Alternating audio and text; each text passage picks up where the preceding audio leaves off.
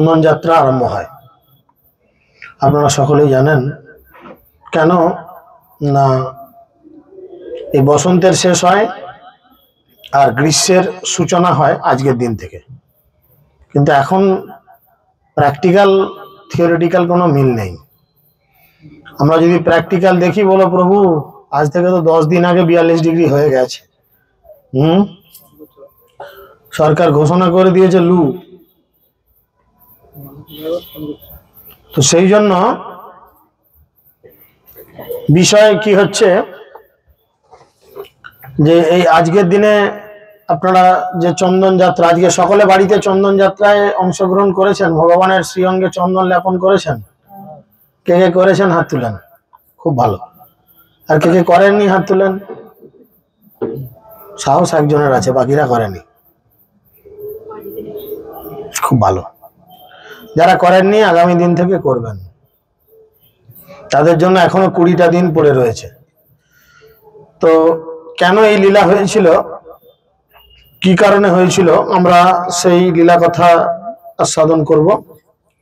তার পূর্বে আমরা অল্প কিছু সময় মঙ্গলাচরণ করার চেষ্টা করব। সব সম্মেলনে গেল নাকি? লাইন ধরে একধার থেকে যাচ্ছে আর আসছে, কি মুশকিল। জয় রাধা মাধব জয় কুঞ্জ বিহারী, জয় রাধা মাধব কুঞ্জ বিহারী, জয় রাধা মাধব জয় কুঞ্জ বিহারী, জয় রাধা মাধব জয় কুঞ্জ বিহারী। মাইক এমনি নাকে সুরেছে, মাইক এমনি নাকে সুরেছে, তুমি আর নাকে সুরে গেলি মনে হয় নাকি নাকু মনে হচ্ছে। জয় গোপী জন বল্লভ জয় গিরিবরধারী, জয় কুঞ্জ বিহারী, জয় গোপী জন বল্লভ জয় গিরিবরধারী, জয় কুঞ্জ বিহারী, জয় যশোদানন্দন ব্রজ জন রঞ্জন, যশোদানন্দন ব্রজ জন রঞ্জন, রাবণচারী জয় কুঞ্জ বিহারী, রাবণচারী জয় কুঞ্জ বিহারী, রাধা মাধব জয় কুঞ্জ বিহারী, রাধা মাধব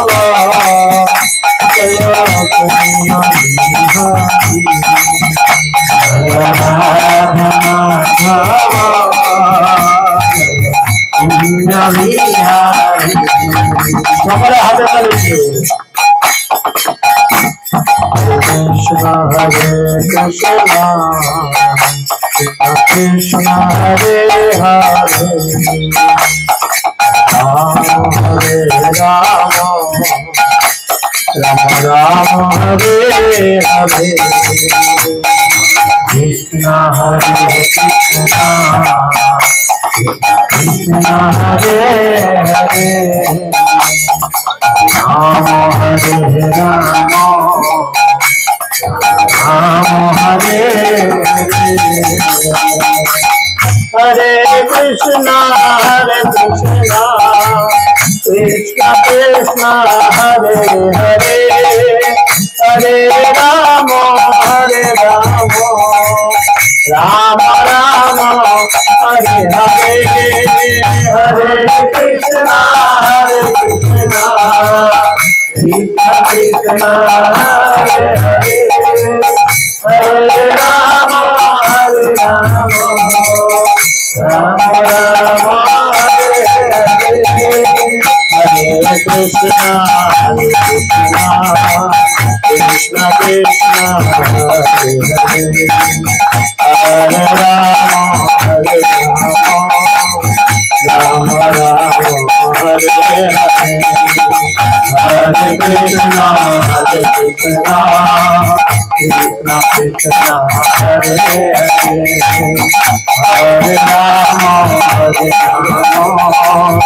राम राम हरे हरे हरे कृष्णा कृष्ण कृष्ण हरे हरे हरे राम राम राम हरे हरे हरे कृष्णा कृष्ण कृष्ण हरे हरे हरे राम राम राम हरे हरे राधा माधव जय राधा माधव जय राधा माधव जय राधा माधव जय राधा माधव जय राधा जय राधा गोपीनाथ जय राधा गोपीनाथ राधा गोपीनाथ जय राधा गोपीनाथ राधा गोपीनाथ जय राधा गोपीनाथ राधा गोपीनाथ जय राधा गोपीनाथ जय राधा गोपीनाथ जय जय जय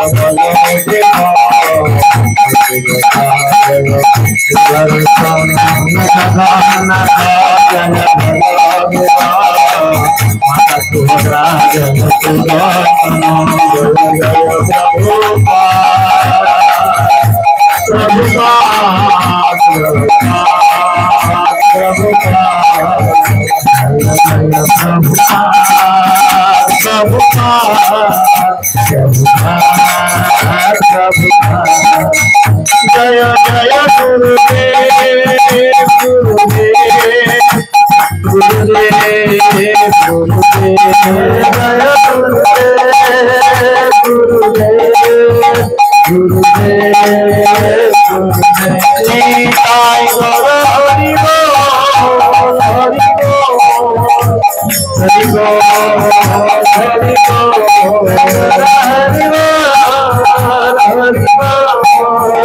हरि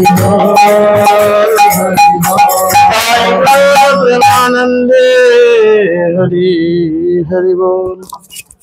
ओम ज्ञानं तिमिरन्धस्य ज्ञानाञ्जनशलाकया चक्षुरुन्मीलितं येन तस्मै श्रीगुरवे नमः। नमः विष्णुपादाय कृष्णपृष्ठाय भूतले श्रीमते जय पताका स्वामिनिति नामिने नमोऽच्चार्यपादाय निताय कृपाप्रदायिने गौरकथा धामोदय नगर ग्रामोतारिणे नमः विष्णुपादाय कृष्णपृष्ठाय भूतले श्रीमते भक्ति वेदांत स्वामिनिति नामिने नमस्ते सरस्वती देवे गौरवाणी प्रचारिणे निर्विशेष शून्यवादे पश्चात्तदेशतारिणे नीलाचल निवासाय नित्याय परमात्मने बलभद्र सुभद्रभ्यं जगन्नाथाय ते नमः। जय श्री कृष्ण चैतन्य प्रभु नित्यानंद श्री अद्वैत गदाधर श्रीवासदि गौर भक्तवृंद हरे कृष्ण कृष्ण कृष्ण हरे हरे हरे राम राम राम हरे हरे मुखं करोति वाचालं पंगुं लंघयते गिरिं यत्कृपातमहं वन्दे श्रीगुरुं दिनतारिणं परमानन्दमाधवं श्रीचैतन्यैश्वरं श्रीचैतन्यमनोभीष्टं स्थापितं जनभूतले स्वयं रूपकदा मह्यं ददाति सपदान्तिकं नित्यप्रायासु अभद्रेषु नित्यं भगवत सेवया भगवतेरुत्तम श्लोके भक्तिर्भवति नष्टिके। जय श्री कृष्ण चैतन्य प्रभु नित्यानंद श्री अद्वैत गदाधर शिवासदि गौर भक्तवृंद हरे कृष्ण कृष्ण कृष्ण हरे हरे हरे राम राम राम हरे हरे। चंदन यात्रा महोत्सव की शिल प्रभुपाद की पतित पावन गुरु महाराज की गौर प्रेमानंदे। तो আমরা আজকে শুদ্ধ ভক্ত মাধবেন্দ্র পুরীপাদের কিছু লীলা কথা শ্রবণ করব। যে লীলার সঙ্গে আজকের দিনের যে বিশেষ তিথি জড়িত রয়েছে। ভগবান যে শুদ্ধ ভক্তের বশীভূত হয়ে যান এবং শুদ্ধ ভক্তিযোগ অবলম্বন করলে ভগবান যে কোনো ভাবে তার ভক্তকে কৃপা করেন, রক্ষা করেন।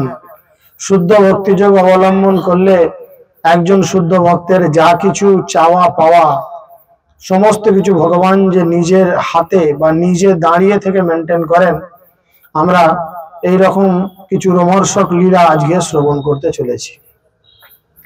তো চৈতন্য মহাপ্রভুর নাম আপনারা সকলে শুনেছেন, যিনি এই কলিযুগের একজন অবতার। তিনি শুধু অবতার নন, তিনি সমস্ত অবতারের মুখ্য মূল অবতার, যার জন্য চৈতন্য মহাপ্রভুকে বলা হয় কি? অবতারের অবতার, সার অবতার। কেননা ভজিলি তারে, তাই না? এদের একটু মুখ বন্ধ করতে বল, না নিচে ফেলে দে। ঘরের লোক হলো নিচে ফেলে দে, আমাদের হলে আরো জোর করে ফেল। কতগুলো না কাকিবাবু এর পিছনে আছে, কথা বলা যাবে না, পিছনে যারা আছে কথা ঠিক করে দেবে।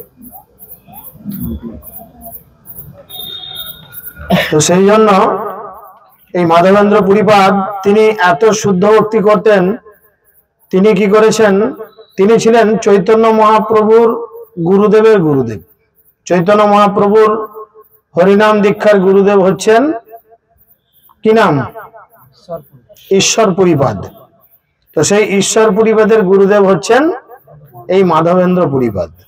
তো এই মাধবেন্দ্র পুরীপাদ মনে মনে একবার চিন্তা করলেন যে আমি বৃন্দাবন পরিক্রমা করব। তো তিনি বৃন্দাবন পরিক্রমা করতে এসেছেন। বৃন্দাবন পরিক্রমা করতে এসে তিনি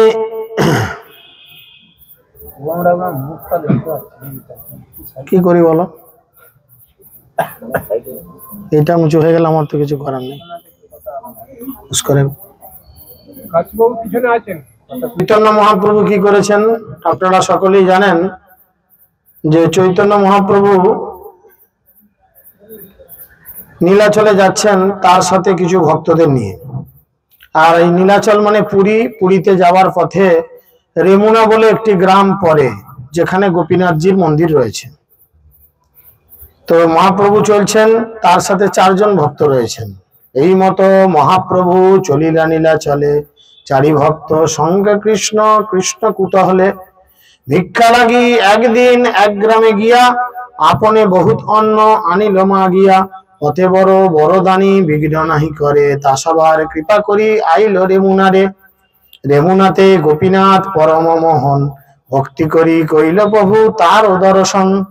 মহাপ্রভু 4 জনকে সঙ্গে নিয়েছেন, নিয়ে তিনি নীলাচল যাচ্ছেন সন্ন্যাস গ্রহণ করে।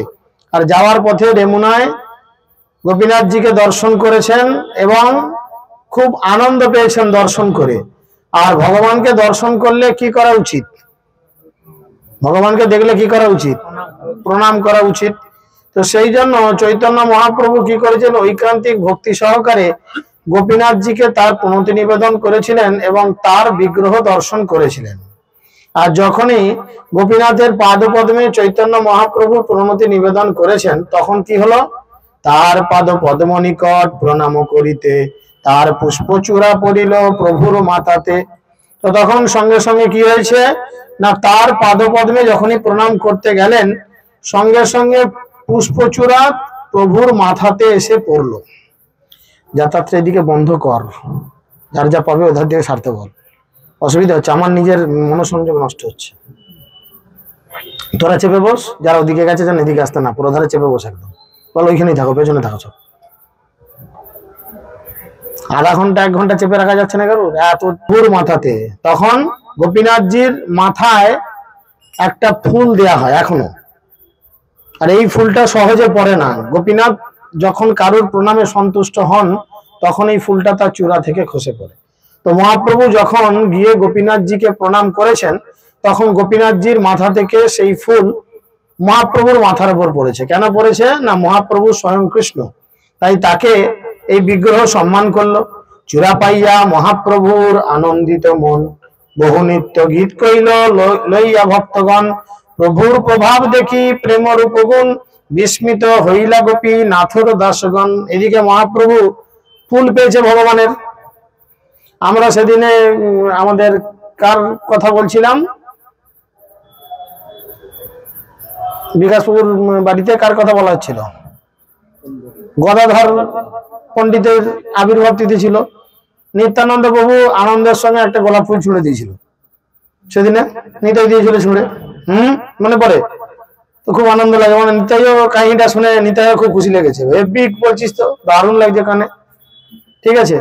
তো সেই কথা চিন্তা করে, তো সেই শুনে তোমরা জোরে জোরে হাওয়া করো নি, যদি একটা ফুল খসে পড়বে।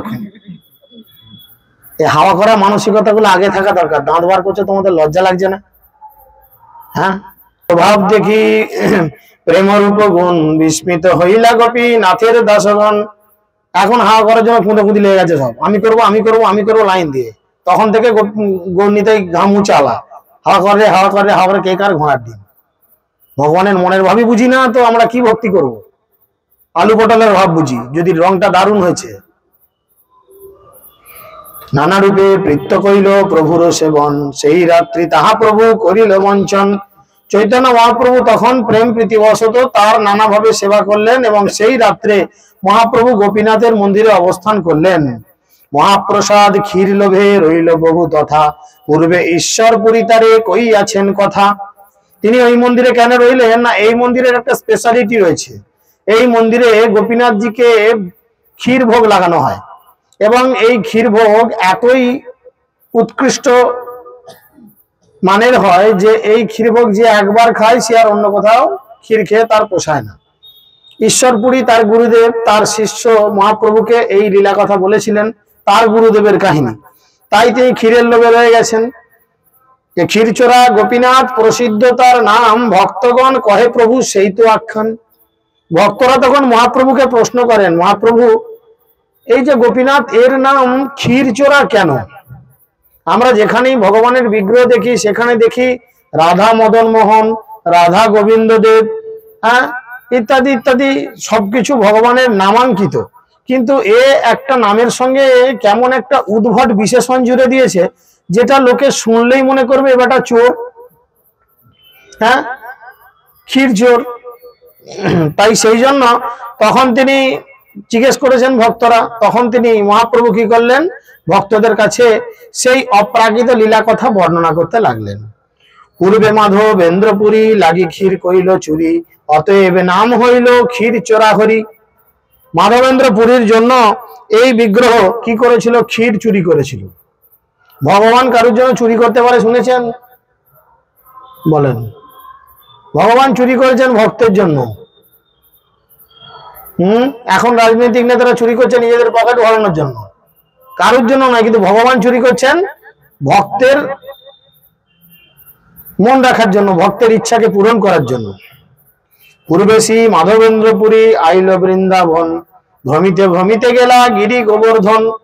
পূর্বে মাধবেন্দ্রপুরী কি করেছেন, বৃন্দাবনে এসে পৌঁছেছেন, আর ঘুরতে ঘুরতে তিনি বৃন্দাবনের সব থেকে প্রসিদ্ধ স্থান রাধাকুণ্ডের তট গিরি গোবর্ধন, সেখানে গিয়ে পৌঁছেছেন।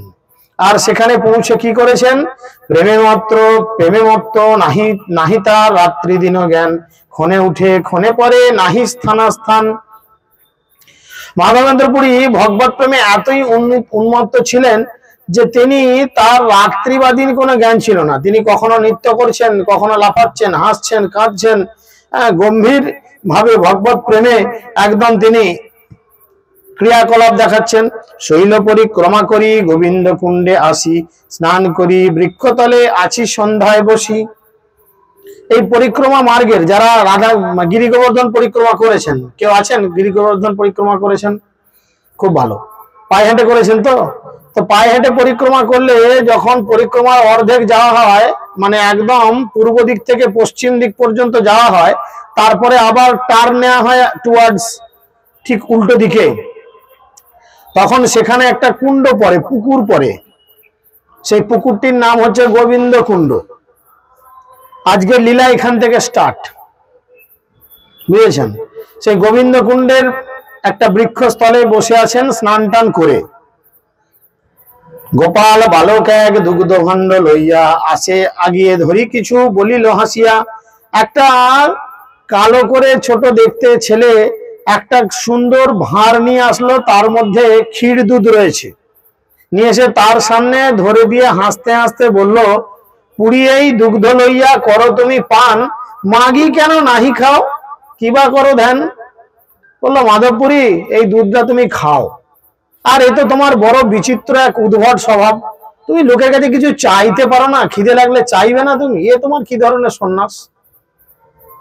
আমাদের খিদে লাগলে কি করি, চাই কিনা, মাথা গরম হয়ে যায় খিদে যদি খেতে না পাই। কিন্তু মাধবপুরী কারো কাছে চাইতেন না, ভগবান কৃপা করে যদি তার জন্য কিছু জোটাতেন তিনি সেটা খেয়ে সন্তুষ্ট হতেন, আর যদি না জোটাতেন তো তিনি কিছু চাইতেন না। কিন্তু ভগবান কি করে থাকে, তার ভক্ত যদি অভক্ত থাকে। তাই কি হয়েছে, তিনি এসে বললো, তুমি কার এত ধ্যান করো যে তোমার এরকম চাওয়ার কোন রকম সময় নেই। বালকের সৌন্দর্যে পুরীর হইল সন্তোষ, তাহার মধুর্য বাক্যে গেল ভোগ কোশস। সেই সুন্দর বালকটিকে দর্শন করে মাধবেন্দ্র পুরীর কি হলো, তার খিদা তৃষ্ণা সব কোথায় চলে গেল, বরঞ্চ তিনি মনে মনে বড় আনন্দ পেলেন। আজকে হচ্ছে অক্ষয় তৃতীয়া, এই অক্ষয় তৃতীয়া দিনে অনেকে অক্ষয় ঘুম দিচ্ছে। অক্ষয় ঘুম দিচ্ছে, ভগবান তাড়াতাড়ি চিরনিদ্রায় শুইয়ে দিকে এইসব মানুষগুলোকে, ঝামেলা মিটে যাবে একদম। পুরী কহে, কে তুমি, কাহা তোমার বাস, কেমনে জানিলে আমি করি উপবাস। কৃষ্ণ ভক্ত বড়ই চতুর, খপ করে হাতটা ধরেছে, তুমি কি করে জানলে আমি উপোস আছি? কি করে জানলে, তোমাকে কে বললো যে আমি উপোস? ভগবান চালাকি সব জায়গায় করেন, কিন্তু ভগবানের চালাকি ধরা পড়ে যায় ভক্তের কাছে। ভগবান সবার কাছে চালাকি করবেন, তার চালাকি কেউ ধরতে পারে না, একমাত্র ভক্ত জানে যে ভগবান কিরূপ চালাকি করতে পারেন। তাই ভক্তই পারবে ভগবানের চালাকি ধরতে। সঙ্গে সঙ্গে হাতটা ধরেছে, এই ছোট্ট বালকটি আর কেউ নয়, স্বয়ং কৃষ্ণ, যিনি গোপ বালকের বেশ ধারণ করে এসেছেন। আর ভগবান কি করেছেন, তার হাতটা ধরেছেন, ধরে বলছে, তুমি কেমন করে জানলে হে ছোড়া আমি উপোস আছি? আমি তো কাউকে বলি না, তুমি কি করে জানলে? এখন ভগবান রূপী সেই ছোট্ট বালক দেখছে, তো বেশ সমস্যায় পড়ে গেলাম, আমি তো ধরা পড়ে গেলে কেস খেয়ে যাবে এক্ষুনি। বালক কহে, গোপ আমি এই গ্রামে বসি, আমার গ্রামে থেকে হো না রহে উপবাসী। কৃষ্ণ বড় চালাক, ছল চাতুরীর মাস্টার ওয়ান। সঙ্গে সঙ্গে তিনি বলছেন, আমি গোপ বালক আর আমার এই গ্রামেতেই বাস, আমাদের গ্রামে কেউ কখনো উপবাসী থাকেন না, আমাদের গ্রামে কেউ কখনো উপবাসী থাকেন না। কেহ কেহ অন্ন মাগি খায়, কেহ দুগ্ধ হার, অচাজক জনে আমি দিয়া তো আহার। কেউ এই গ্রামে অন্ন ভিক্ষা করে খায়, চাল ডাল ইত্যাদি চেয়ে চেয়ে খায়। আবার কেউ আমাদের যেহেতু মানে গোয়ালাদের ব্যাপার, অনেকে দুধ চেয়ে খায়। আর কেউ যদি ভিক্ষে আদি করতে নাও আসে, না খেয়ে থাকে, তাকে আমি কি করি, আহার্য বস্তু তাকে গিয়ে প্রদান করি। ভগবান বলছেন, জল নিতে স্ত্রীগণ তোমারে দেখি গেল, এসব দুগ্ধ দিয়া আমারে পাঠাইলো। আর আমি জানতাম না তুমি উপোস আছো কি না আছো, আমি কি করে জানবো? আমাদের পাড়ার কিছু বউ এই গোবিন্দ কুণ্ডে জল নিতে এসেছিলেন, আর সারা তোমার মুখটি দেখে বুঝে গেছে যে তোমার বড় খিদা লেগেছে, তুমি খাও নাই। তাই তারা গিয়ে আমাকে খবর দিল যে ওখানে একজন আছে, তাকে কিছু খাবার দিয়েছো। তাই তাদের কথা শুনেই আমি চলে আসলাম। ওসব কথা ছাড়ো দেখি, ভগবান দেখছে বেশি ঘাঁটালে আমি ধরা পড়ে যাব, আমাকে ধরে ফেলবে। তাই ভগবান বলছে, ওসব ছাড়ো, গোদহন করিতে যাই, শীঘ্র আমি যাব, আরবার আসি আমি এই ভাণ্ড লইব। আমি এখন গাই দুইতে যাচ্ছি, তোমাকে এই দুধটা দিয়ে গেলাম, দুধটা তুমি খাও, আমি বরঞ্চ ফেরার পথে এই ভাঁড় নিয়ে ফিরব। এত বলি গেলা বালক না দেখিয়ে আর, মাধবপুরীর চিত্তে হইল চমৎকার। এদিকে মাধবপুরীর চিত্তের মধ্যে বড় চমৎকার ভাব এলো, বালকটি সেখান থেকে চলে গেল, দুধ খেতে দিয়ে গেছে, খিদে পেটে আসে, না চাইতেই পেয়েছে, তিনি চাননি, না চাইতেই যদি কিছু পান তিনি গ্রহণ করেন, না চাইতেই দুধ পেয়েছেন, আর দুধে তো কোনো অপরাধ নেই। সেই জন্য তিনি কি করলেন, দুধ পান করি ভাণ্ড ধুইয়া রাখিল, বাট দেখে সে বালক পুনঃ না আসিল। দুধ খেলো, আর সেই ভাঁড়টাকে গোবিন্দ কুণ্ডের জলে ভালো করে ধুয়ে তার সামনে রেখে দিল, দিয়ে পথ চেয়ে বসে আছে। যে সেই ছেলেটা আবার আসবে, আমি তাকে চোখ ভরে আবার দেখব। এবার আরো কত কি প্রশ্ন করব, তোমার বাবার নাম কি, তোমার মায়ের নাম কি, ঠাকুরদার নাম কি, তোমার postal address, pincode, phone number, mobile number দাও, কত কি চাইবো। এরম প্ল্যান করেছে। কিন্তু ভগবান অন্তর্যামী, ভগবান বলছে না, এবার গেলে তো আমি কেস খেয়ে যাবো। তাই ভগবান আর সে ভার নিতে আসেনি।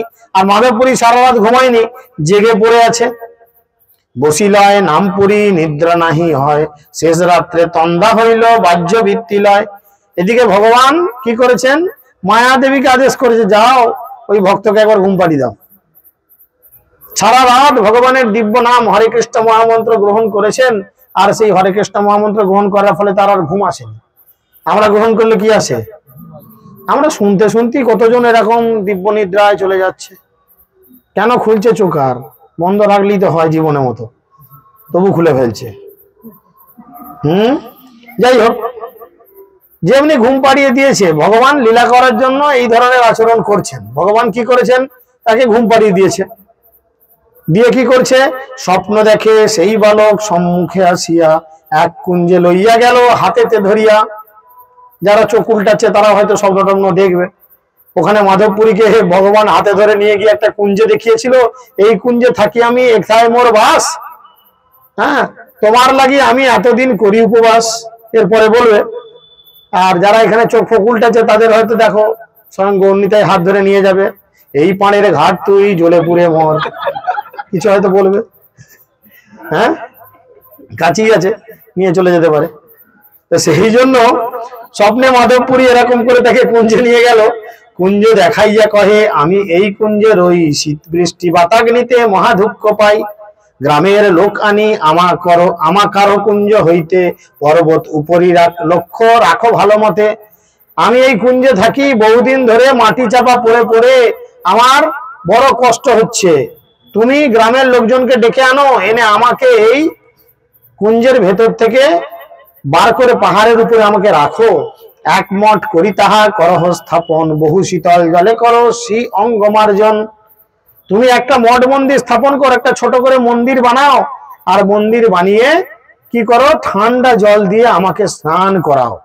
বুঝেছেন, বহুদিন তোমার পথ করি নিরীক্ষণ, কবে আসি মাধব আমা করিবে সেবন। তুমি জানো মাধব, আমি কতদিন তোমার জন্য পথ চেয়ে বসে আছি। ভক্তের জন্য ভগবান পথ চেয়ে বসে আছে। আমরা সচরাচর কি করি, ভগবানের জন্য আমরা পথ চেয়ে বসে থাকি, কখন ভগবান আসবে আমাকে দর্শন দেবে। আর এ কোন কোয়ালিটির ভক্ত, যার জন্য ভগবান পথ চেয়ে বসে আছে। ও যে তোমার জন্য কবে থেকে আমি পথ চেয়ে বসে আছি, তুমি কি জানো মাধব, যে কবে তুমি আসবে আর আমাকে এই কঠিন পরিস্থিতি থেকে উদ্ধার করবে। তোমার প্রেম বশে করি সেবা অঙ্গীকার, দর্শন দিয়া নিস্তারিব সকল সংসার। কেবল মাত্র তোমার প্রেমেই আমি বশীভূত হই। তুমি আমাকে কৃপা করে এখান থেকে তোলো, আমি জগৎবাসীকে দর্শন দিয়ে এই সংসার জ্বালা বিমোচন করব। শ্রীগোপাল মোর নাম, গোবর্ধনধারী, বজ্রের স্থাপিত আমি ইহা অধিকারী। ভগবান শ্রীকৃষ্ণের নাতি, তার নাম হচ্ছে বজ্রনাভ। সেই বজ্রনাভ 12টি গোপাল স্থাপন করেছিলেন, তার মধ্যে এইটি একটি। এর নাম হচ্ছে গোবর্ধনধারী গোপাল। বুঝেছেন, তাই বলছে গোপাল মোর নাম গোবর্ধনধারী, বজ্রের স্থাপিত। বজ্র মানে হচ্ছে বজ্রনাভ, বজ্রনাভ স্থাপিত ইহা আমি অধিকারী।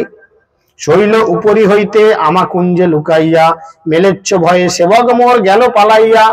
যখন এই দেশে মেলেচ্ছ অর্থাৎ মুসলমানদের বা অন্যান্য এরকম মেলেচ্ছ জাতির আক্রমণ হয়েছিল, তখন শিবিগ্রহ ভেঙে দিত।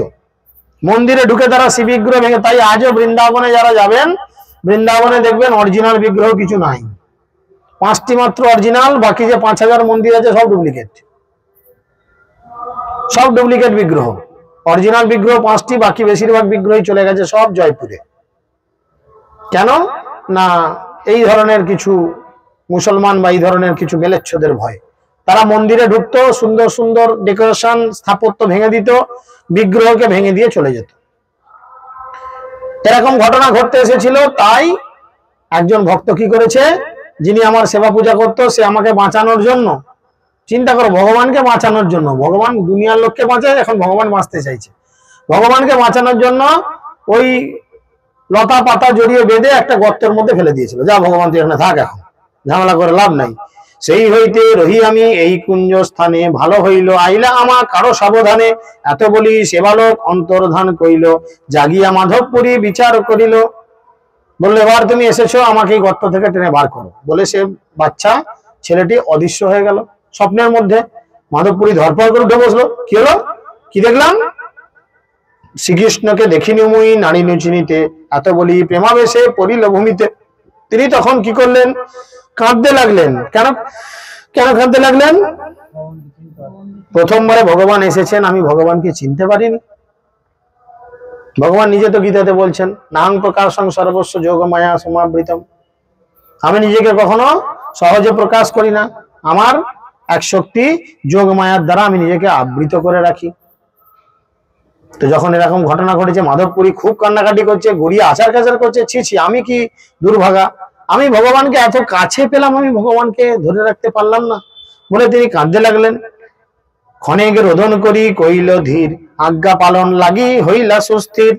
কিছুক্ষণ কান্নার পর তারপর মনে মনে চিন্তা করলো, না কেঁদে লাভ নেই, কেঁদে কি হবে, তার থেকে বরঞ্চ ভগবান আমাকে যে নির্দেশ দিয়েছেন সেই নির্দেশ আমি পালন করি। ভগবান কি নির্দেশ দিয়েছিল? পেছন থেকে বললেন তো একটু, কি নির্দেশ দিয়েছিল? তাকিয়ে দেখো সব কেমন ক্যাবলা বাটি।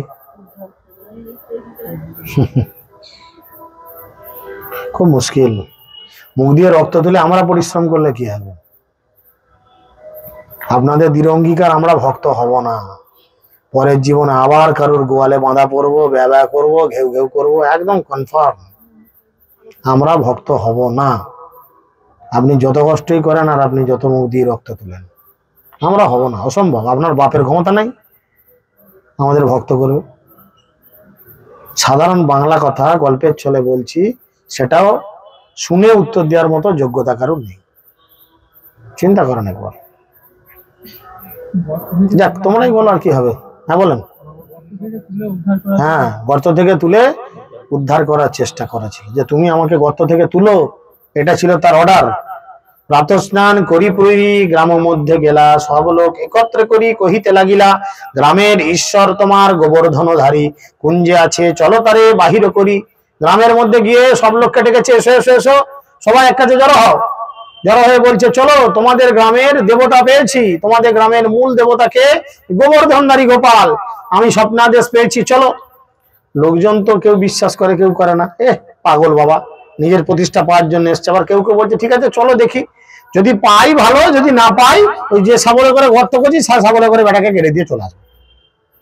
কিন্তু এতে জানে ভগবান আমাকে স্বয়ং দর্শন দিয়েছে, চলো। অত্যন্ত নিবিড় কুঞ্জ নারী প্রবেশিতে, কুঠারি কোদালি লহ তার লহদার করিতে। সবাইকে বললো খুব গভীর ঘন একদম জঙ্গলের মতো হয়ে আছে, সবাই কাটারি কুরুল দাঁড়া কাস্তে ইত্যাদি নাও। শুনিল তারি চলে লহি সঙ্গে চলিলা হরিষে, কুঞ্জ কাটি দাঁড় করি করিলা প্রবেশে। সেই কথা শুনে সব লোক গিয়ে সেই কুঞ্জের দ্বার ওপেন করলেন। ঠাকুর দেখিল মাটি তৃণে আচ্ছাদিত, দেখি সব লোক হইল আনন্দে বিস্মিত। সবাই তখন অবাক হয়ে গেছে, মুখে মুখে চাচাই করছে, আরে লোকটা তাহলে ঠিক কথা বলেছে। দরজা খুলে দেখে এরকম, আবরণ দূর করিল বিদিতে, মহাভারী ঠাকুর কেহ নাড়ে চাগাইতে। ওপরে মাটি ফাটি পরে ঠাকুর চাপা পড়ে গেছে, সবাই ঠাকুরের মাটি ফাটি সরিয়েছে, উপর থেকে দেখছে গোপাল। এখন 20-50 জন লোক সবাই গিয়ে চাগাচ্ছে মাটি থেকে গোপালকে, আর চাগাতে কি নড়াতে পর্যন্ত পারে না, এমন ভারী, প্রচুর ভারী। মহা মহা বলিষ্ঠ লোকে একত্রে করিয়া পর্বত উপারি গেল পুরী ঠাকুর লইয়া। তখন মাধবপুরী কি করলেন, খুব বলশালী লোক নিয়ে একদম গোপালকে চাগিয়ে চুকিয়ে নিয়ে পর্বতের উপরে গিয়ে তিনি ঠাকুরকে রাখলেন। পাথরের সিংহাসনে ঠাকুর বসাইল, বড় এক পাথর পৃষ্ঠে অবলম্বন দিল। একটা পাথর নিচে, এই যে যেমন ল্যাপটপ রাখা রয়েছে, এটা ধরুন তলার পাথর, এটা পিছনের পাথর, তাহলে সিংহাসন হয়ে গেল, বেদি হয়ে গেল, বুঝা গেল। একটা পাথর শুইয়ে আর একটা পাথর দাঁড়িয়ে, মানে একটা ইট শুইয়ে একটা ইট পেছনে খাড়া করা, সিংহাসন হয়ে গেল। যে ইটটা শোয়ানো আছে তার উপর বসিয়ে দিল ঠাকুরকে, সিংহাসন। গ্রামের সব ব্রাহ্মণ সব নবঘট লইয়া, গোবিন্দ কুণ্ডের জল আনিল ছানিয়া। সবাই নতুন নতুন ঘট নিয়ে গোবিন্দকুণ্ড থেকে জল নিয়ে আসলো, গোপালকে স্নান করাবে। গোপাল বলেছে আমাকে ঠান্ডা জলে চান করাও, গরম পড়েছে বেদম। নবশত ঘট লইল কইল উপনীত, নানা বাদ্য ভেরি বাজে স্ত্রীগণ গায়ে গীত। নতুন 100টি ঘটে করে গোবিন্দকুণ্ডের জল আনা হলো। তখন নানা রকম বাদ্য ভেরি বাজছিল, স্ত্রী লোকেরা মধুর স্বরে গীত গাইছিলেন। কেহ গায়ে কেহ নাচে, মহোৎসব হইল। দধি দুগ্ধ ঘৃত আইলো, গ্রামে যত ছিল, গ্রামেতে যত দই দুধ ঘি ছিল সবাই যে যার ঘর থেকে বার করে নিয়ে চলে এলো। গোপালকে স্নান করানো হবে, পঞ্চামৃতে স্নান হবে, গোপালের অভিষেক হবে। ভোগ সামগ্রী আইলো, সন্দেশ আদি যত, নানা উপহার তাহা করিতে পারি কত। তুলসী আদি পুষ্প বস্ত্র আইলো অনেক, আপনে মাধবপুরী কইল অভিষেক। অমঙ্গল দূর করি করাইল স্নান, বহু তৈল দিয়া কইল শ্রীঅঙ্গ চিক্ষণ। পঞ্চগব্য পঞ্চামৃতে স্নান করাইয়া, মহাস্নান করাইল শত ঘট দিয়া। পুনঃতেল দিয়া কইল শ্রীঅঙ্গ চিক্ষণ, শঙ্খ গন্ধকে কইল স্নান সমাধান। শ্রীঅঙ্গ মার্জন করি বস্ত্র পরাইল, চন্দন তুলসী পুষ্প মালা অঙ্গে দিল। ধূপ দ্বীপ করি নানা ভোগ লাগাইল, দধি দুগ্ধ সন্দেশ আদি যত কিছু আইল। সুবাসিত জল নব পাত্রে সমর্পিল, আচমন দিয়া তারে তাম্বুল নিবেদিল। আরিত্রিক করি কইল বহুত স্তবন, দণ্ডবত করি কইল আত্মসমর্পণ। গ্রামের যত তাণ্ডুল ডালি গোধূম চূর্ণ, সকল আনিয়া দিল, পর্বত হইল পূর্ণ। এদিকে অভিষেক কমপ্লিট, আর অভিষেক কমপ্লিট হয়ে গেলে কি করি? ভোগ লাগানো হয়। গ্রামের যত লোকের ঘরে চাল ডাল ছিল যে যেমন পারলো নিয়ে হাজির। সে পাহাড়ের গোড়া একদম চাল ডালে ভর্তি, বোঝা গেল? এত পরিমাণে তারা সব নিয়ে এসেছিল যে তাতেই পর্বতের উপরিভাগ পূর্ণ হয়ে গেল। কুম্ভকার ঘরে ছিল যে মৃদক ধন, সব আনাইলো প্রাতে চড়িল রন্ধন। গ্রামের লোকেরা চাল ডাল আটা নিয়ে এলো। গ্রামের কুম্ভকারেরা তাদের ঘরে যত মৃৎপাত্র ছিল, কুমোর যারা, মাটির ভাঁড়, ভগবানকে ভোগ লাগানো হয় মাটির ভাঁড়, এটা শাস্ত্রসম্মত। মাটির ভাঁড় ছিল, সব নিয়ে এলো। ভোরবেলা থেকে রান্না আরম্ভ হয়েছে, বুঝা গেল? 10 বিপ্র অন্ন রাঁধি এক করে স্তূপ, জনা 5 রন্ধে ব্যঞ্জনাদি নানা সুখ। 10টা লোক শুধু ভাত করছে, এই আমাদের পিকনিকে যেমন হয়। হ্যাঁ, আত্মানন্দ বাবু আমাদের দিয়ে দেয় আরামবাগের টিম, তোমরা 10 কুইন্টাল চালের ভাত করো, বাস। রাত 1:30 দূরে থেকে লেগে বললাম ঝামেলা করতে, বেলা 12টা পর্যন্ত ভাত হচ্ছে, তাই না? শুধু ভাতই করছি, অন্য কে কি করছে আমরা দেখার দরকার নেই। সেরকম এখানে 10টা লোককে বড় বড় কড়াই দিয়ে লাগিয়ে দিল ভাত রান্না করতে, তারা শুধু ভাত করছে। আর 5 জন, জনা 5 রন্ধে ব্যঞ্জন আদি নানা সুখ। 5 জন তারা কি করছে? তরি তরকারি সবজি রান্না করছে। বন্য শাক ফলমূলে বিবিধ ব্যঞ্জন, কেহ বড়া বড়িকারি করে বিপ্রগণ। বন থেকে নিয়ে আসা বিভিন্ন শাকসবজি ফলমূল দিয়ে নানাবিধ সবজি তরি তরকারি রান্না হলো। কেউ বড়াবড়ি কড়ি আদি রান্না করলেন। এইভাবেই ব্রাহ্মণেরা নানা প্রকার ভোগের উপকরণ তৈরি করলেন। এ তো গেল, এবার রুটি লুচি তো খেতে হবে। হ্যাঁ, বলছে জনা 5 7 রুটি করে রাশি রাশি, অন্ন ব্যঞ্জন সব রহে ঘিতে ভাসি। মানে একটা ছোট পুকুর কাটা হয়েছে, তাতে ঘি ঢালা হয়েছে। পুকুরে কি থাকে? জল। এই পুকুরে জল নেই, এই পুকুরে লিকুইড করে ঘি ঢালা আছে। কেন? হ্যাঁ, রুটি সেকছে, ছুঁড়ে দিচ্ছে, ঘিয়ের পুকুরিকে টবাক করে পড়ে যাচ্ছে। তাহলে বুঝতে পারছো এই রুটির কোয়ালিটি কি হবে? হ্যাঁ, আমরা একটু ওই সানফ্লাওয়ার তেল মাখিয়ে দিলি আর বলতে হবে 1 কিলো রুটি এক্ষুনি খেয়ে নেবো নাকি রে? হ্যাঁ, সেরকম অবস্থা যদি হয়ে যায়, আর যদি গাওয়া ঘিতে ওরকম মানে রুটি পায়, তারা বলি তো হালকা করে চিনি ছড়িয়ে দেয়, ব্যাস, তাহলে বলতে হবে না।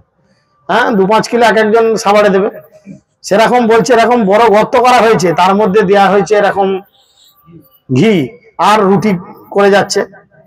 অন্ন ব্যঞ্জন সব রহে ঘিতে ভাসি, নববস্ত্র পতিতাহে পলাশের পাত, রন্ধি রন্ধি তার উপর রাশি কইল ভাত। পলাশের পাতা রেখেছে, তার উপর নতুন কাপড় বিছিয়েছে, বিছিয়ে এবার ঝোড়া করে ভাত নিয়ে গিয়ে উপর করা হচ্ছে। ভাতের পাহাড় হচ্ছে, মানে সেই দিনে অন্নকূট উৎসব হচ্ছে। তার পাশে রুটির রাশি পর্বত হইল, সুপ আদি ব্যঞ্জন ভাণ্ড চৌদিকে ধরিল। ভাত আর রুটি সাজানোর পরে যেন দুটো পাহাড়, তার চতুর্দিকে সবজি তরি তরকারি সাজানো হয়েছে।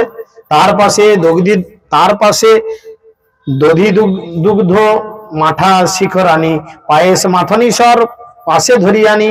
তার পাশে দই দুধ মাঠা শিখরানি পায়েস মাখনি সর আদি পাত্র পূর্ণ করে রাখা হলো। আর্ধেক খাবারের নাম আমি এই প্রথম শুনছি। জানি না কি খাবার। হেনমতে অন্নকূট করিল সাজন, পুরী গোসাই গোপালেরে কইল সমর্পণ। সব খাবার দাবার রান্না রেডি, পুরী জিজ্ঞেস করলো সব রান্না সব কমপ্লিট, বললো হ্যাঁ। ভোগ লাগাই, বললো হ্যাঁ। এবারে মাধবপুরী ভোগ লাগাতে আরম্ভ করেছে। অনেক ঘট ভরি দিল সুবাসিত জল, বহুদিনের ক্ষুধায় গোপাল খাইল সকল। আরে বহুদিনে খায় না গোপাল, গোপালের তো খিদে পেয়ে গেছে।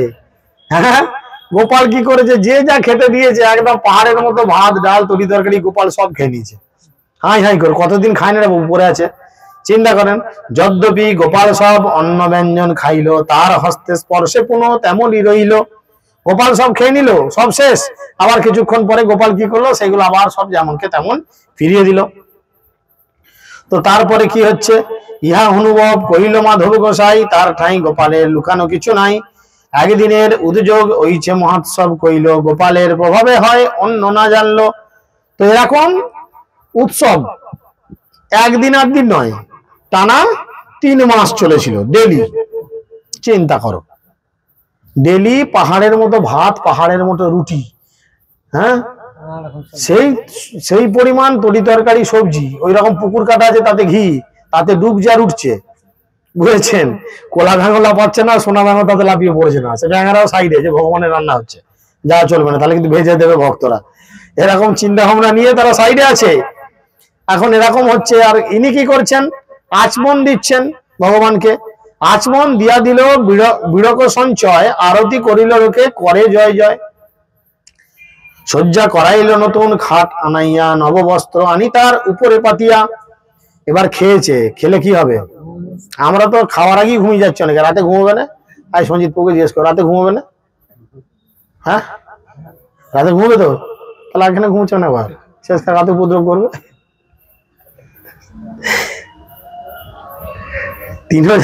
তিনটাটি দিয়া চারি দিক আবরিল, উপরেতে একটাটি দিয়া আচ্ছা দিল। এবার খাট তো হলো, সেখানে তার মন্দির 14 দিনে হয়নি, ঠিক আছে। আর খোলা ছাদে ছুলে কি হবে, মাথায় কি পড়বে, ঠান্ডা লাগবে, শিশির পড়বে, শেষকালে হাঁচি কাশি হতে পারে ভগবানের। তাই তিনি কি করলেন, সঙ্গে সঙ্গে 3 চাটি অর্থাৎ ঘাসের চাটা বুনালেন। লম্বা লম্বা যে ঘাস, সেই ঘাসের চাটা বুনালেন। চাটা বুনিয়ে যে খাট এনেছে, খাটের উপরে ছত্রির উপরে পেতে দিলেন, তাহলে উপরটা ছাড়া হয়ে গেল। সাইড গুলো ঘিরে দিলেন, ঠান্ডা হাওয়া, ঠান্ডা। এর কারণ বৃন্দাবনে যেমন গরম তেমন ঠান্ডা। গরমে প্রায় 50 ডিগ্রি থেকে যায়, আর ঠান্ডায় 1 ডিগ্রি 2 ডিগ্রি, -1 ডিগ্রি 2 ডিগ্রি হয়ে যায়, বুঝতে পেরেছেন, প্রচুর ঠান্ডা। এরম তিনি করেছেন। পুরী গোসাই আজ্ঞা দিল সকল ব্রাহ্মণে, আবার বৃদ্ধ গ্রামের সব লোক করাহ ভোজনে। এবার ঠাকুর খেয়ে শুয়ে পড়েছে, এবার তোমরা যে যেমন পাও মহাপ্রসাদে গোবিন্দ করো, খাও সব।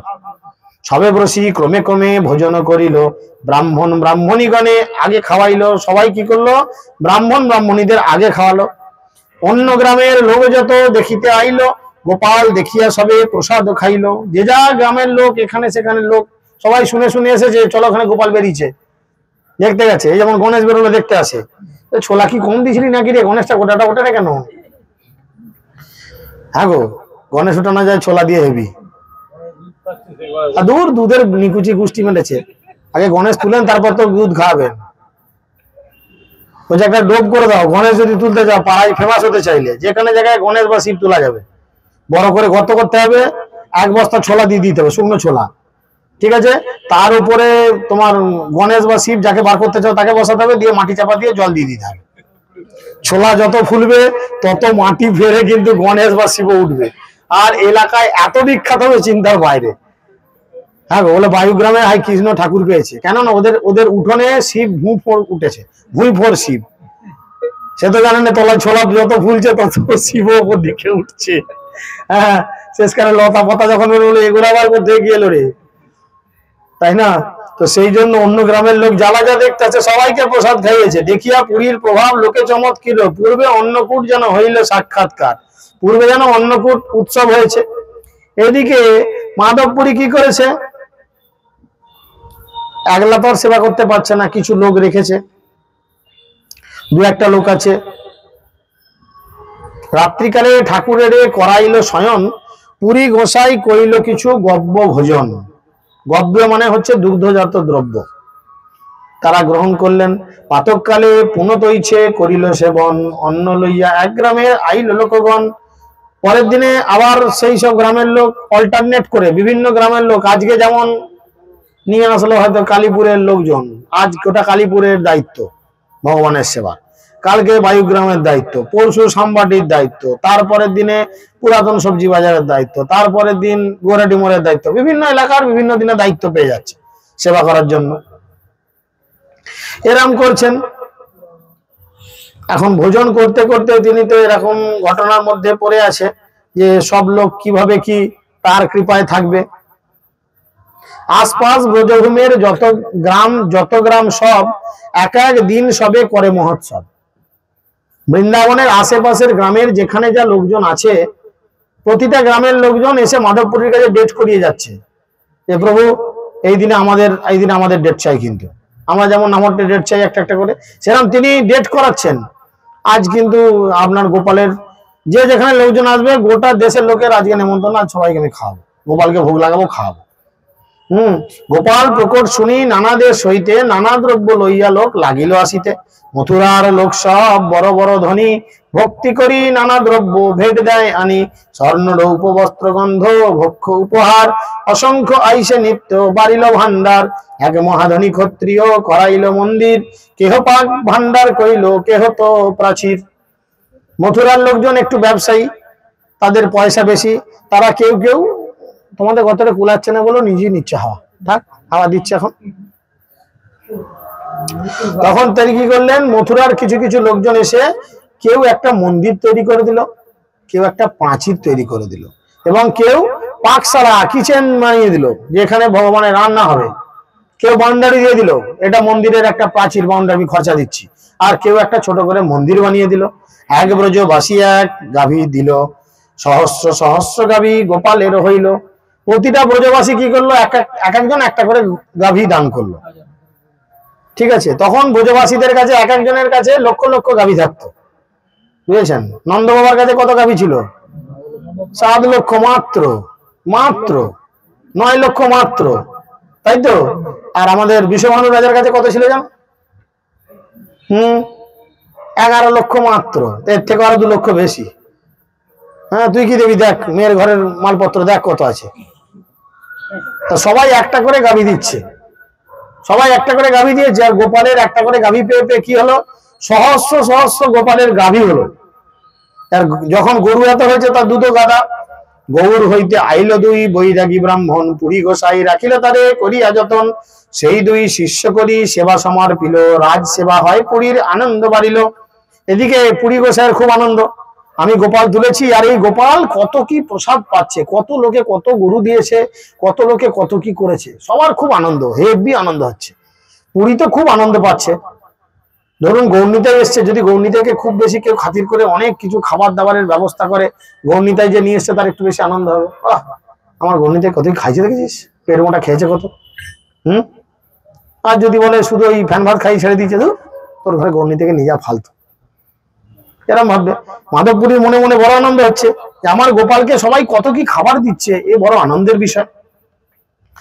এই চিন্তা করে এই মতো বৎসর 2 করিল সেবন, একদিন পুরী গোসাই আবার দেখিল স্বপ্ন। এরকম 2 বছর সেবা চললো, বুঝেছেন, হেভি সেবা হচ্ছে 2 বছর। 2 বছর পরে মাধবপুরী আবার একদিন রাত্রিরে স্বপ্ন দেখলেন। কবার দেখলো? 2 বার, এখনো দেখবে। গোপাল কহে পুরী আমার তাপ নাহি যায়, মলয় চন্দন লাপো তবে সে জুড়ায়। এই গ্রীষ্মকালে প্রচন্ড গরম, বৃন্দাবনে চামড়া পুড়িয়ে দিবে একদম। যাদের সহ্য ক্ষমতা নাই, মানে আমরা এখানকার গরমের সঙ্গে তো রয়েছি, ওখানে যদি যাই সেখানের গরম আরো আমাদের জ্বালিয়ে দেবে, চামড়া পুড়িয়ে দেওয়ার মতো হবে। তো ভগবান বলছে তখন, আমার বড্ড গরম করে, তুমি এক কাজ করো, মলয়ের যে যাও, অর্থাৎ পুরীতে যাও, উড়িষ্যায় যাও, সেখানে মলয় পর্বতে মলয় যে চন্দন কাঠ নিয়ে এসো, আর সেই চন্দন আমার শরীরে অঙ্গে লেপন করবে, আমার শরীর ঠান্ডা হবে। তাই না, অনেকে দেখবেন সানস্ক্রিন লোশন মাকে সূর্যের আলো থেকে বাঁচার জন্য, দেখবেন তাতে চন্দন দেয়া থাকে গালে।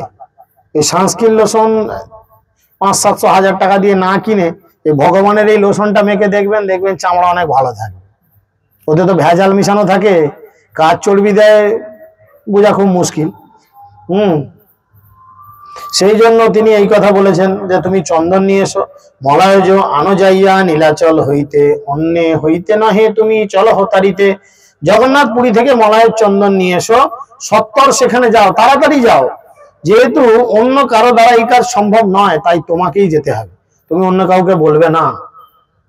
দেখুন, ভগবানের সেবা কাউকে দিয়ে করানো ভালো না নিজে করা ভালো? আমরা বলছি কিন্তু করি কি? রান্নার সময় যদি বলি এই ওই বাসন টেনে দাও তো, এই আবার ওকে ডায়লগ মারছে, এই চালটা লিয়া তাড়াতাড়ি, তুই তো কোন বুঝে? ও মন, আমি তো তোকে বললুম রে ভাই, তুই আবার ওকে ডায়লগ মারছিস? বলে হ্যাঁ। আমরা মুখে হেভি বলি কিন্তু সুবোধ বালক সব, কেউ কিন্তু কোনো রুলস ভাঙি না, কিন্তু কাজের বেলা সবাই রুলস ভেঙে দিই আগে। স্বপ্ন দেখি পুরী গোসাই হইল প্রেমাবেশ, প্রভু আজ্ঞা পালিবারে কেইলা পূর্বদেশ। মাধবপুরী তখন অন্য কাউকে দিল না, তিনি নিজে তার ভগবানের সেবা করার জন্য এই সেবাটা বেছে নিলেন। তখন তিনি ওই গোপালের সেবার দায়িত্ব, সেই যে নবদ্বীপ থেকে দুইজন ব্রাহ্মণ গেছিলেন, তাদের বলল তোমরা আমার গোপালকে দেখো, আমি গোপালের জন্য এই ব্যবস্থা করতে পূর্ব দিকে যাত্রা করছি। বৃন্দাবনের পূর্ব দিক হচ্ছে আমাদের এদিকটা, আমরা বৃন্দাবনের পূর্বে আছি, বুঝেছেন? সেবার নির্বন্ধ লোক করিল স্থাপন, আজ্ঞামাগি গৌর দেশে করিল গমন। এবার আমাদের এই দেশে গৌর দেশে তিনি আসলেন। তখন উনি রুট জানতেন না যে বিহার থেকে বা ঝাড়খণ্ড থেকে ডাইনে মেরে দেবো সোজা কটক। তিনি জানতেন গৌর দেশে যাই, কারণ সেখানে আমাদের সব গৌরীয় বৈষ্ণব রয়েছে, বা আমি সেই ওই দিক থেকেই ভক্তদের এনেছি। ওখানে যাই, ওখানে গিয়ে আমি পুরী যাওয়ার রুটটা জানবো, কোন রুটে জগন্নাথ এক্সপ্রেস যাবে, সেই দিকে যাব, গিয়ে আমি ফিরে আসবো। তিনি সরাসরি কোথায় আসলেন? শান্তিপুর আইলা অদ্বৈত আচার্যের ঘরে, পুরী প্রেম দেখি আচার্য আনন্দ অন্তরে। মাধবপুরী আসলেন শান্তিপুরে অদ্বৈত আচার্যের গৃহে। এসে তিনি কি করলেন? মাধবপুরীর ভাগবত প্রেম দর্শন করে অত্যন্ত আনন্দিত হলেন অদ্বৈত আচার্য। অ্যাকচুয়াল অদ্বৈত আচার্য দীক্ষা নেবেন এবার এনার কাছ থেকে। তার ঠাঁই মন্ত্র লইল যতন করিয়া, চলিলা দক্ষিণে পুরী তারে দীক্ষা দিয়া। মাধবপুরীর কাছ থেকে অদ্বৈতাচার্য দীক্ষা গ্রহণ করলেন, আর দীক্ষা গ্রহণ করার পরে তিনি সেখান থেকে দক্ষিণ দিকে পুরীর যাত্রা করলেন। দীক্ষা নেওয়ার পরে সেদিক থেকে যাত্রা করলেন। রেমুনাতে কইল গোপী নাথ দর্শন, তার রূপ দেখিয়া হইল বিউ হলমন। তিনিও হাঁটতে হাঁটতে এসে ওই রেমুনাতে গোপীনাথজিকে দর্শন করেছেন, আর গোপীনাথজির সুন্দর রূপ তাকে বড় আকর্ষণ করেছে। নিত্য গীত করি যোগ মোহনে বসিলা, কাকা ভোগ লাগে ব্রাহ্মণী পুছিলা।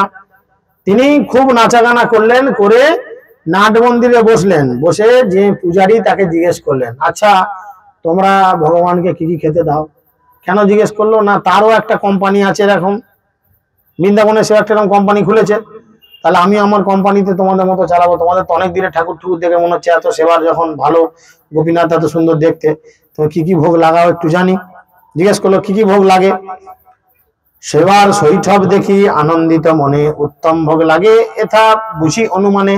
সেবার যা পরিপাটি দেখলো, বুঝেছেন, রান্নার গন্ধ শুকি ভালো লাগছে, রান্না হেভি হয়েছে, সেরকম সেবার সব ব্যবস্থাপনা দেখে মাধবপুরী ভাবলো মনে মনে কি নিশ্চয়ই এখানে খুব সুন্দর করে ভগবানের সেবা হয়। উনি অনুমান করলেন, জইছে ইহা ভোগ লাগে সকলেই পুছিব, তইছে ভিয়ানে ভোগ গোপালে লাগাইব। এখানে কি কি ভোগ লাগে, সারাদিনে কতবার লাগে, কিভাবে সব রান্না হয় ভোগ, আমি সেগুলো ভালো করে জানবো, দেখবো, শিখবো। শিখে আমার ওখানে গোপালের কাছে গিয়ে আমি এই ধরনের ব্যবস্থা করব। আমার নতুন মন্দির এই লাগি পুছিলেন ব্রাহ্মণের স্থানে, ব্রাহ্মণ কহেন সব ভোগ বিবরণে। ব্রাহ্মণ কি করলেন? সমস্ত ভোগ কখন কিভাবে লাগে তিনি সব কিছু ডিটেলসে বললেন, ভোগের বর্ণনা। সন্ধ্যায় ভোগ লাগে ক্ষীর অমৃত কেলি নাম, দ্বাদশ মিত পাত্রে ভরি অমৃত সমান। বললো আমাদের সারাদিনে যা ভোগ লাগে লাগে, কিন্তু একটা স্পেশাল ভোগ লাগে প্রত্যেক দিন সন্ধ্যায়। প্রত্যেক দিন সন্ধ্যায় একটা স্পেশাল ভোগ লাগে, কিন্তু এখন আর সন্ধ্যায় লাগে না, এখন সকাল দুপুরেই লেগে যায়, এখন আর সন্ধ্যায় না। আমি শেষ গেছিলাম কয়েক মাস আগে, 6 মাস 7 মাস আগে হবে, তখন কিন্তু সন্ধ্যার দিকে গিয়ে আমি পাইনি, বললো দুপুরে লাগানো হয়ে যায়। সন্ধ্যায় এখন আর হয় না, লোকজনের অনেক ঝামেলা হয়, যার জন্য ওই যদি রয়ে যায় পাবেন, না থাকলে না পাবেন। তো যাই হোক, তো সন্ধ্যাবেলা সেই বিগ্রহের 12টা মাটির পাত্রে ভোগ লাগানো হয়, বোঝা গেল, 12টা ভাঁড়, তাতে 12 ভাঁড় ক্ষীর ভোগ প্রত্যেক দিন লাগানো হয়। আর ব্রাহ্মণ বলছে, তুমি কি জানো একে কেন অমৃত কেলি বলে? অমৃতের থেকেও এই ক্ষীরের স্বাদ বেটার, একদম অপূর্ব টেস্ট। গোপীনাথের ক্ষীর বলি প্রসিদ্ধ নাম যার, পৃথিবীতে হইছে গো কাহা নাহি আর। গোপীনাথের ক্ষীর নামে গোটা জগৎ জুড়ে বিখ্যাত। পৃথিবীতে আর কোথাও এরকম গোপীনাথকে ক্ষীর ভোগ লাগানো হয় না। এত হাই কোয়ালিটির ক্ষীর, সত্যি হাই কোয়ালিটির ক্ষীর, যারা পেয়েছেন তারা জানে। হেনকালে সেই ভোগ ঠাকুরে লাগিল, শুনি পুরী গোসাই কিছু মনে বিচারিল। আর এই কথা বলতে বলতেই টং টং টং টং করে ঘন্টা বাজছে, ভোগ লাগছে, ওই ওই ওই যে অমৃতকেরই লাগছে। শুনে পুরী গোসাই মনে মনে চিন্তা করলো যে অযাচিত ক্ষীর প্রসাদ অল্প যদি পাই, স্বাদ জানি তৈছে ক্ষীর গোপালে লাগাই। তিনি ভাবলেন, না চেয়ে যদি একটু ক্ষীর পাই, আমি খেয়ে দেখতাম কেমন টেস্ট।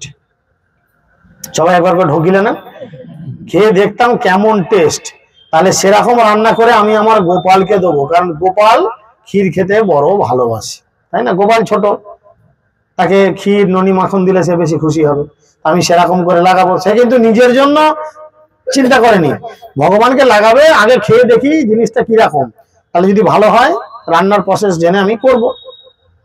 এই ইচ্ছায় লজ্জা পাইয়া বিস্মস্মরণ কইল, হেনকালে ভোগ সারি আরতি বাজিল।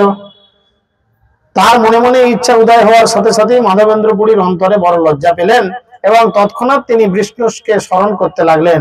আর সেই সময় ভোগ নিবেদন সম্পন্ন হলো এবং আরতি শুরু হলো। আরতি দেখিয়া পুরী কহিল নমস্কার, বাইরে আইলা কারে, কিছু না কহিল আর। আরতি দেখে গেটের বাইরে মাধবপুরী চলে আসলেন, তিনি আর কাউকে কিছু বললেন না। অযাচিত বৃত্তিপুরী বিরক্ত উদাস, অযাচিত পাইলে খান নাহে উপবাস। তার সিদ্ধান্তই ছিল আমি কিছু চাইবো না, আর আমি কেমন চেয়ে বসলাম? আমার সিস্টেমই হচ্ছে আমি কাউকে কিছু চাইবো না, ভগবান কৃপা করে যদি আমার জন্য কিছু জুটিয়ে দেয় আমি সেটা খাবো, নাহলে খাবো না। আর এই নীতি আমি নিজেই ভেঙে ফেললাম, নিজের নিয়ম। আমি ভগবানের কাছে গিয়ে হ্যাংলার মতো চেয়ে বসলাম। হ্যাঁ, অনেকে আছে এরকম ব্যাপার, ভোগ লাগাচ্ছে, দেখে ভাবছো পনিরটা হেভি দেখতে, যা টেস্ট হবে, এগুলো অপরাধ হয়ে যায় অনেক ক্ষেত্রে, সেই ভোগ নষ্ট হয়ে যায়, ভগবানকে দেয়া চলে না, এগুলো অপরাধ হয়। তো সেই জন্য অযাচিত ভাবে, হ্যাঁ, আর না পেলে তিনি উপবাস করেন। তিনি এই ধরনের ছিলেন। প্রেমামৃতে তৃপ্ত ক্ষুধা তৃষ্ণা নাহি বাঁধে, ক্ষীর ইচ্ছা হইল তাহে মনে অপরাধে। যিনি ভগবানের সঙ্গে প্রেমের অমৃতর স্বাদ আস্বাদন করে তৃপ্তি করেছেন, তার ক্ষুধা তৃষ্ণা কোনো কিছু আসে না। এখন কেউ বলতে পারে, বাবু আমারও তো তাহলে আসে না, খিদেও লাগে না তৃষ্ণাও লাগে না, তুই আমাশা হাক জিরে হতো বাধা, ওই জন্যই তোর খিদে তৃষ্ণা লাগে না। তুই কি ভাবছিস তোর কি সন্ন্যাসী হয়ে গেলি নাকি? দুটো এক্ষুনি মেট্রোজিল খেয়ে নে, কাল থেকে দেখবি চঁচা করছে খিদে, তারপর বলবি আমারও আসে না। তিনি অপরাধ মনে করছেন।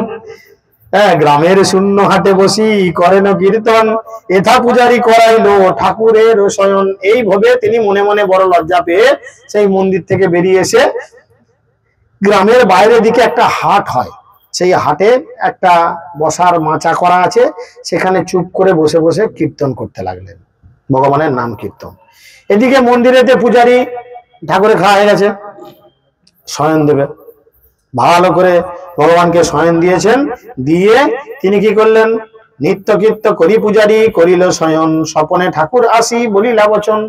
এদিকে ঠাকুর মশাই ভগবানকে শুইয়ে দিয়ে তার নিজের ঘরে গিয়ে শুয়ে পড়েছে, দিয়ে এক ঘুম।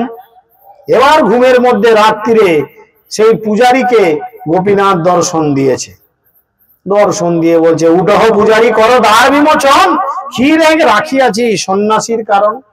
তাই পূজারি দরজা খুলে যাও, আমার এক পরম ভক্ত সন্ন্যাসী এসেছিল মাধব, আমি তার জন্য একটা ক্ষীর রেখে দিয়েছি, আর তুমি কিনা এখানে নাক ডেকে ঘুমাচ্ছ, যাও যাও যাও, তাকে দাও। ধারার অঞ্চলে ঢাকা এক ক্ষীরে হয়, তোমরা না জানিও তাহা আমার মায়ায়। আমার কাপড়ের উত্তরীর আড়ালে, ধুতির ভাঁজের আড়ালে আমি এক ভাঁড় ক্ষীর লুকিয়ে রেখে দিয়েছি, আমার মায়াতে তোমরা যখন বার করেছো আর গুনতে ভুলে গেছো যে 12টা বেরোলো কি 11টা বেরোলো। আমি মায়া খেলিয়ে দিয়েছি, তোমরা এই যখন অনেকের ঘুম পেয়ে যাচ্ছে, মায়া খেলিয়ে দিয়েছে, বসে বসে এমনি করছে, ভাবছো গোপীনাথকে জপ করছে, এরাম করে গোপীনাথকে ভাবছে হা গোপীনাথ মম নিবেদন শুনো। না না, ওই যে গোপীনাথ আর কতদিন, আর কতক্ষণ, 8টা বাজলো, 8:30 বাজলো, এবার তো স্তব্ধ করো। তো যাই হোক, মাধবপুরী সন্ন্যাসী আছে হাটেতে বসিয়া, তাহাকে তো এই ক্ষীর শীঘ্র দেহ লইয়া। বললো মাধবপুরী এক সন্ন্যাসী হাটে বসে আছে, তাকে গিয়ে এই ক্ষীর তুমি তাড়াতাড়ি দাও। স্বপ্ন দেখি পূজারী উঠি করিল বিচার, স্নান করি কপাট খুলি মুক্ত করিল দ্বার। তখন পূজারী উঠলো, উঠে বিচার করলো যে না, আমাকে যখন স্বপ্ন দিয়েছে, তোকে উঠতে বলে না, তুই বস। তখন পূজারী কি করলো, উঠে দাঁড়ালো, দাঁড়িয়ে কি করলো, মন্দিরে প্রবেশ করার পূর্বে স্নান করা উচিত। কেউ যদি বিছানায় অন্তত 2 ঘন্টা শোয়ে, তার স্নান করা উচিত। এগুলো হচ্ছে শিষ্টাচার। 2 ঘন্টা যদি কেউ ঘুমিয়ে যায়, তারপরে তাকে একদম টোটালি স্নান করে তিলকাদি করে আচমন করে মন্দিরে প্রবেশ করতে হবে। এই তো রাত্রিরে বিছানায় ঘুমিয়ে গেছে, উঠেছে, দুম করে মন্দিরে ঢোকা যায় না, তাই না? সে স্নানাদি কমপ্লিট করলো, কমপ্লিট করার পরে কি করলো, তারপরে মন্দিরের দরজা খুললো। ধারায় আঁচল তলে পাইল সেই ক্ষীর, স্থান লেপি ক্ষীর লইয়া হইল বাহির। ভগবান যেমন বলেছিল আমার আঁচলের নিচে ক্ষীর পাবে, আঁচলটাকে সরিয়ে দেখে সত্যি 1 ভর ক্ষীর। সেই ক্ষীর হাতে নিয়ে সেই জায়গাকে ভালো করে মুছে পরিষ্কার করে তিনি গেটের বাইরে গেলেন। দ্বার দিয়া গ্রামে গেল সেই ক্ষীর লইয়া, হাটে হাটে ভুলে মাধব পুরীকে চাইয়া। তিনি সেই বাঁ হাতে ক্ষীর নিয়ে, ডান হাতে একটা লণ্ঠন নিয়ে গোটা রাস্তা জুড়ে জুড়ে খুঁজছে, কোথায় আছে সেই লোকটারে ভাই। বললো হাটে, এখানে সেখানে খুঁজছে, খুঁজে আর পায় না। তখন কি করছে, কেউ কাউকে খুঁজে না পেলে কি করে, চিৎকার করে নাম ধরে রাখে, কোথায় গেলি রে, কোথায় গেলি রে, করে। তখন তিনি খুঁজে না পেয়ে চিৎকার করছে, ক্ষীর লহ এই যার নাম মাধবপুরী, তোমার লাগি গোপীনাথ কইল ক্ষীর চুরি। আরে কে আছো মাধবপুরী, মাধবপুরী কে আছো, তোমার জন্য আজকে গোপীনাথ ক্ষীর চুরি করেছে, ধরা পড়েছে বেটা আজকে ক্ষীর চুরি করতে গিয়ে, তাড়াতাড়ি উঠে এসো। মাধবপুরী এই ঘোষণা যেমনি শুনেছে, তিনি কি করলেন, সঙ্গে সঙ্গে সেখানে ছুটে আসলো। ক্ষীর লইয়া সুখে তুমি করহ ভক্ষণে, তোমার সম ভাগ্যবান নাহি ত্রিভুবনে। বলে এই ক্ষীর তুমি নাও, আর এই ক্ষীর তুমি নিয়ে এই ক্ষীর তুমি খাও, প্রসাদ পাও। তোমার মতো ভাগ্যবান এই ত্রিভুবনে, স্বর্গ মর্ত পাতাল কোথাও তোমার মতো ভাগ্যবান নাই। কেন? চিন্তা করো কেমন কোয়ালিটির ভক্তি করে। এত শুনি পুরী গোসাই পরিচয় দিল, ক্ষীর দিয়া পূজারি তারে দণ্ডবধ কইল। এবারে মাধবপুরী দেখলো বেগতিক ব্যাপার, এ ভগবানের নিয়ে বলছে, ভগবানকে চোর সাজাচ্ছে আমার জন্য, ছি ছি ছি। সুরসুর করে গেল, চুপ কর চুপ কর, আমি মাধবপুরী দাও। হাতে নিল, যেমনি হাতে নিল, সেই পুরোহিত কি করলো, তাকে দণ্ডবধ পুনতি নিবেদন করলো, কারণ তিনি জানে এই সেই লোক। ক্ষীরের বৃত্তান্ত তারে কহিল পূজারী, শুনি প্রেমাবিষ্ট হইল শ্রী মাধবেন্দ্র পুরী। এই ক্ষীর কেমন করে গোপীনাথ চুরি করে রেখে দিয়েছিল তার জন্য, এই কথা পূজারী গোপীনাথের এই কথা পূজারী কি করলো, মাধবপুরীকে শোনালো। আর যেমনি মাধবপুরী শুনলো, তিনি কি করলেন, প্রেমাবিষ্ট হয়ে গেলেন। প্রেম দেখে সেবক কহে হইয়া বিস্মিত, কৃষ্ণ যে ইহার বশ, ইহা যথোচিত। ভগবানের একটা কথা শুনলে যে প্রেমে পাগল হয়ে যায়, এই প্রকৃত প্রেম করতে পারে। ভগবানের কথা শুনে, এই জগতে সেরাম কোন প্রেমিক আছে যে তার প্রেমিকার নাম শুনে পাগলের মতো হয়ে যায়? হয় না। সবাই স্বার্থ নিয়ে শুধু চলে। কেবলমাত্র ভক্ত আর ভগবানের যে প্রেম, সেই প্রেমে ভগবানের দিব্য নাম শ্রবণ করা। আমরা আগের দিনেও ক্লাসে শুনছিলাম, কি শুনছিলাম, পুণ্ডরিক বিদ্যানিধি যখনই একটা শ্লোক শুনলো, সঙ্গে সঙ্গে তিনি পাগলের মতো নিত্য কীর্তন আরম্ভ করে দিলেন। শুদ্ধ ভক্ত ছিল। আর আমরা ভগবানের নাম শুনে, নহে প্রেম নহে অশ্রুধার, তাহলে জানিও তাহাতে অপরাধ প্রচুর, হরি নামের বিষ তাতে না হয় অঙ্কুর। ভগবানের নাম শুনে চোখে জল তো আসে না, বরং চোখে আসে বড় ঘুম। এই যে সঞ্জিত তাকিয়ে আছে, মুখটা দেখো, আহারে বাজারিকে শুতে দে, মনে হচ্ছে চোখগুলো কত কষ্টে খুলে আছে এরকম করে। এটা কি ভগবানের প্রতি প্রেম জাগছে? এটা মনে হচ্ছে এবার ছেড়ে দে, আমার কেঁদে বাঁচি। শুধু পটলের ঝোল খাওয়াতে ডাকলি অদূর থেকে সাইকেল নিয়ে, হ্যাঁ। এত বলি নমস্কারী করিলা গমন, অশেষ আবেশে করিলা পুরী, সে ক্ষীর ভক্ষণ। তিনি ক্ষীর খেলেন, আর সেই ক্ষীর খেয়ে ভাবলেন মনে মনে যে আমার আর এখানে এখন থাকা চলবে না, কারণ এখানে যদি আমি এবার থাকি, গ্রামের লোক দেশের লোক এসে আমাকে একদম হাইলাইট করবে, সবাই বলবে অমুকের জয়, হ্যাঁ এই সেই ভক্ত যার জন্য গোপীনাথ ক্ষীর চুরি করলো, এই সব চিন্তা করে সেই রাত্রেই তিনি সেই স্থান পরিত্যাগ করলেন। ভক্ত কখনো, যিনি শুদ্ধ ভক্ত হবেন, তিনি কখনো মান সম্মান প্রতিষ্ঠা আশা করেন না। কখন লোকে তাকে নিয়ে হাইলাইট করবে, কখন লোকে তাকে নিয়ে বাহবা দেবে, তিনি এই কথা শুনলে কি করেন, নিজের কানে দুই হাত চাপা দিয়ে বলেন না না, all glories two Guru and Gauranga, যা দেবেন সবকিছু গুরুদেবকে দিন, গৌরাঙ্গকে দিন, তারা আছে বলেই এটা হচ্ছে। তিনি এই করে পুরীতে পৌঁছালেন, বুঝেছো? পুরীতে পৌঁছে তিনি পুরীর রাজাকে বৃত্তান্ত বললেন, গোপাল আমাকে স্বপ্ন দিয়েছে এইসব নিয়ে যেতে। রাজা খুব খুশি হলেন, তিনি মলয় পর্বত থেকে চন্দন কাঠ, অগরু, কর্পূর দিলেন, আর সেগুলো নিয়ে দুজন চারজন সেবক দিলেন, কিছু চিঠি লিখে দিলেন যাতে রাস্তায় কেউ এই পুলিশের মতো না ঘেরে। আমাদের পুলিশ দুটো কেউই আসেনি না, হ্যাঁ, পুলিশের মতো না ঘেরে, পুলিশের দেখবেন রাস্তাতে হাত বাড়ি দেয়, হ্যাঁ, যেমন তুমি কোথাকার কার নিয়ে যাচ্ছ, দাও চালান দাও, যাতে এরকম না ঘিরে, সেই জন্য লিখে দিল। ফেরার পথে আবার সেই মন্দিরে প্রবেশ করলেন। এখন জিনিস প্রকৃতই বিখ্যাত মানুষ, সে কতদিন আর চাপা থাকবে? চাপা থাকবে কি? ঠিক লোক জেনে যাবে। তাই গোপীনাথ যে তাকে কৃপা করেছে, লোকজন সবাই জেনে গেল। তিনি মন্দিরে রইলেন, ওই মন্দিরে তিনি রাত্রে রইলেন, সবাই তাকে ক্ষীর প্রসাদ পাওয়ালো আবার। আর সেই রাত্রে তৃতীয়বার গোপীনাথ জি, গোপাল তার স্বপ্নে আসলেন। কার স্বপ্নে আসলেন? মাধবপুরীর স্বপ্নে আসলেন। তৃতীয়বার এসে বললেন, মাধব, আমি সেই গোপাল আর এই গোপীনাথ এক, তোমাকে এত দূর বৃন্দাবনে আসতে হবে না, তুমি ওই চন্দন, কর্পূর, অগরু কাল সকাল থেকে বাটো, বেটে আমার শ্রীঅঙ্গে লেপন করো, তাহলে আমার গাত্র জ্বালা কমবে। তো সেই সময় থেকে এই আজকের যে চন্দন যাত্রার ইতিহাস, সেই সময় থেকে চন্দন যাত্রা আরম্ভ হলো ভগবানের গাত্র জ্বালা নিবারণ করার জন্য। না এসিতে কমছে, না কুলারে কমছে, না পাখায় কমছে, চন্দন, অগরু, কর্পূরের লেপন দিয়ে গাত্র জ্বালা কমছে। তো এইভাবে আজকের দিন থেকে এই লীলা হয়েছিল। যদি আজকের দিনে বহু কিছু লীলা হয়েছে, আমি সব লীলায় প্রবেশ করার সময় নেই, মধ্যপ্রদেশ সবার মাঝে মধ্যে ঝামেলা দেবে, রাত বাড়ছে, তাই এখানে বিশ্রাম। সকলের চরণে দণ্ডবাদ প্রণাম। হরে কৃষ্ণ কৃষ্ণ কৃষ্ণ হরে হরে, হরে রাম রাম রাম হরে হরে। আলোচিত বিষয়ের উপর কোনো প্রশ্ন?